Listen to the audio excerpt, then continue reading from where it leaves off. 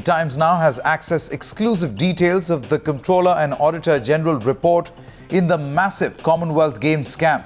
It's a clear-cut indictment of the CWG OC top brass, including its chairman, Suresh Kalmadi. Poonam Agarwal, our correspondent, joins us, who broke this story just a short while back. Poonam, this is a very strong indictment of Suresh Kalmadi and his cronies. Just take us through what really is there in that report.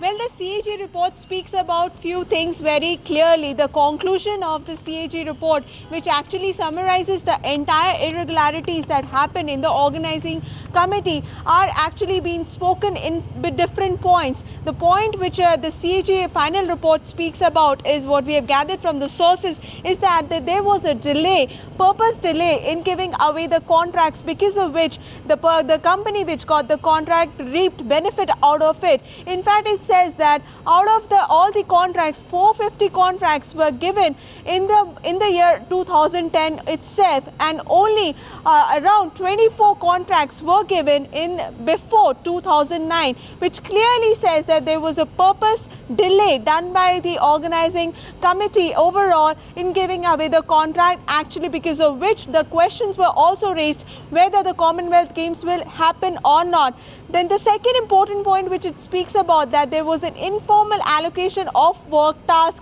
by the chairperson of the organizing committee, which means Suresh Kalmadi. It in fact says that the functional area head, were not given the task to look after the fact that the contract of the same work is given to the right company. The functional area head was actually kept out of the entire working of giving away the tendering, giving away the contract and the tendering process.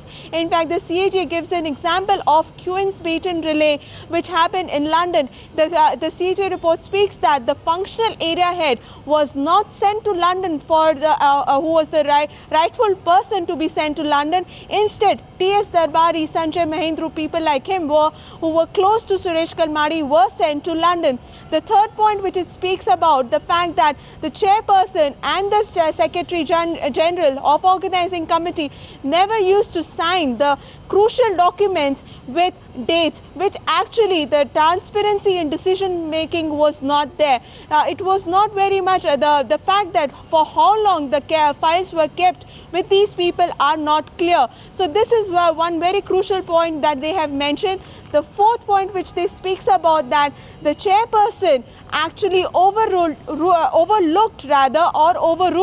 the advices of the senior officials and the functional area head of organizing committee, because of which many irregularities happen in giving away the contracts. And the last point that it speaks about, that there was clear-cut favoritism being done by the top management of organizing committee in formulation of request for proposal